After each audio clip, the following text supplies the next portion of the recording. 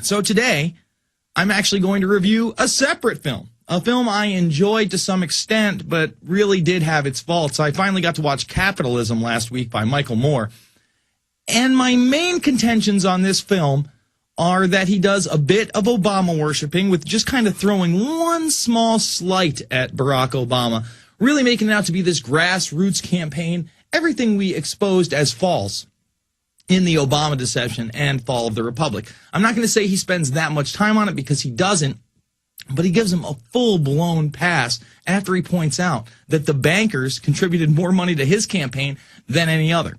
So I'm going to give a full review, and I'm also going to review these documents which play a role in the end of the film. And I think these documents are relevant today in the sense that earlier in the week, Citigroup released internal documents that said, hey, by the way, if you have a bank account with us, we're not required to give you your money for 7 days. That's right. We're not required to give you your money for 7 days. So to further show their disdain, their hatred, their revulsion with the American and world populace, their serf class, we're going to go over the internal plutonomy documents. Now, what is a plutonomy? Well, if we zoom in over at prisonplanet.tv with the document cam, we can clearly see, and these are internal documents, by the way, giving to the top 5% of the company, to the wealthiest stockholders and investors in Citigroup. It says that plutonomies are economies powered by the wealthy. Not by the people, not by a constitutional republic, not by a union, but by the wealthy. So we are going to go into these documents, and the things they say in this, folks, are over the top. They are beyond the pale.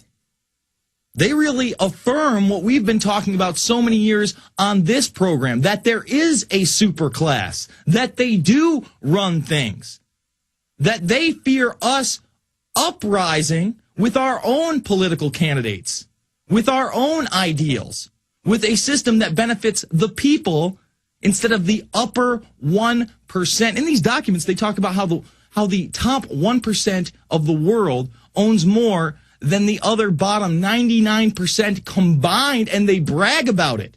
They talk about how this plutonomy needs to make more and more profit every year. That's their model. Their model is not to share the wealth. Their model is not to take care of their workers, of their employees. No, it is to dominate humanity. So we're going to go in depth into the Citigroup plutonomy documents and so much more. We're going to take your calls, 888-201-2244. It's the Info Warrior with Jason Bermas. Go check us out over at Infowars.com and PrisonPlanet.tv.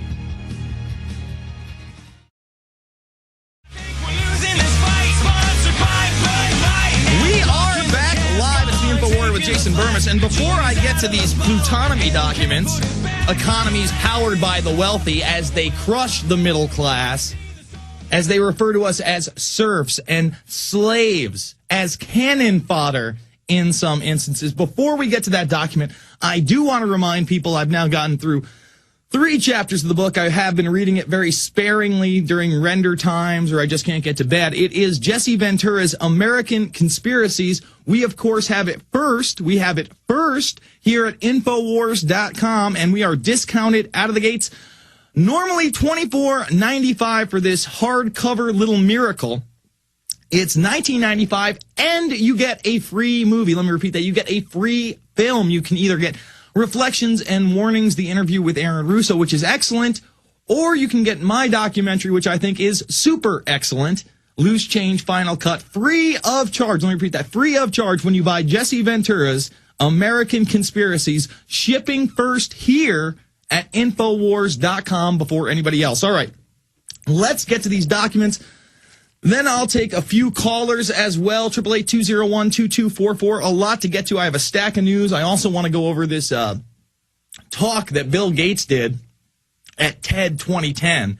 There was this big TED conference, which is all about technology and economic conservation and the new green economy and how autism is a good thing. I can't make this stuff up. I'm not going to play you the autism is a good thing clip, but just go check it out yourself. It's absolutely and completely revolting in my eyes. All right. Now, what these documents are internal memos for the richest of the rich who own Citigroup. And they discuss how the world, and this is October 16, 2005, they did 3 sets of these documents. I think I have the first 2 in front of me. Plutonomy, buying luxury, explaining global imbalance. And they go on to say that plutonomies are economies powered by the wealthy. That's them. That's the superclass. That's the elite we talk so much about. They actually talk about, this is a quote, we're going to need to get the document cam on this one. Okay, this is why you need the prisonplanet.tv membership. Riding the gravy train. Where are the plutonomies? It literally says they're riding the gravy train in light of hundreds of billions and trillions of dollars in bailouts. While they say you can't have your money for 7 days, they're riding the gravy train.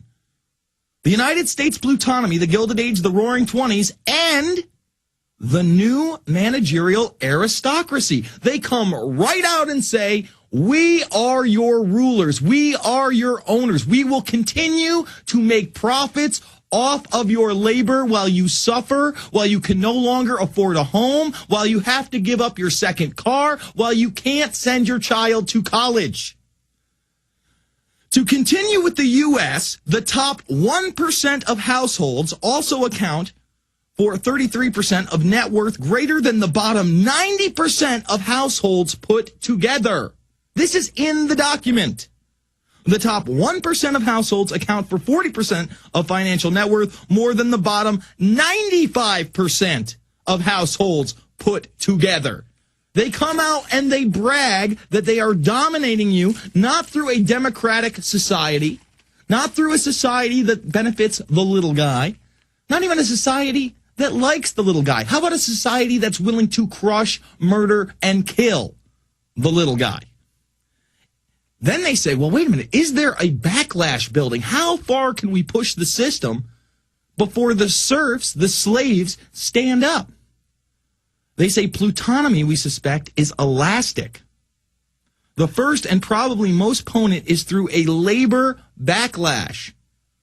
Outsourcing, offshoring, or insourcing of cheap labor is done to undercut current labor costs.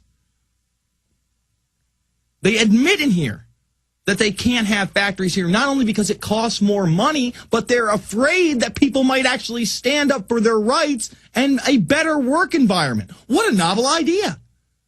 Again, we are the enemy. Another threat comes from the potential social backlash.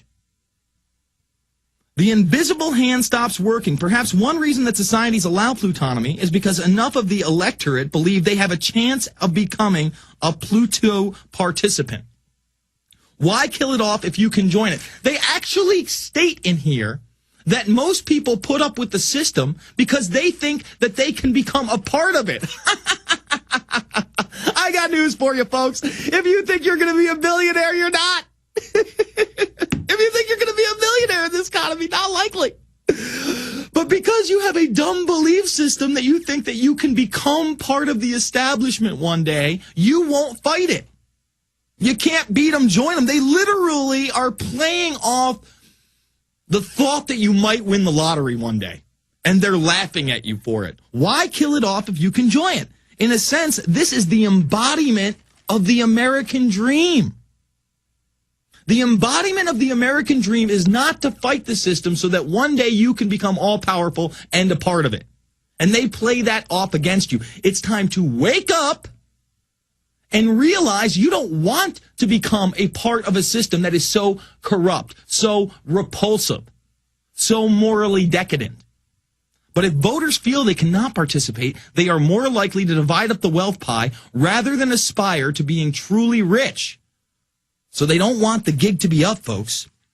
They're very scared that you may learn the system, that you may find out that it is a scam, that they're riding a gravy train, according to their own documents. Risks, what could go wrong? Our whole plutonomy thesis is based on the idea that the rich will keep getting richer. Let's repeat it again. Their whole system is based on the idea that the rich will keep getting richer. Furthermore, the rising wealth gap between the rich and the poor will probably at some point lead to a political backlash. And you're seeing that with Ron Paul, with Campaign for Liberty, with people taking the initiative to become their city councilman, to take over their local PTA, to become a state senator, to run for Congress. Whilst the rich are getting a greater share of the wealth and the poor a lesser share, political enfranchisement remains as was. One person, one vote in these plutonomies. And they don't like one person, one vote.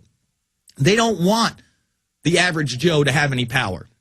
They don't want our voice to be heard. And that's why in many places they put in Diebold and other electronic voting systems that are complete scams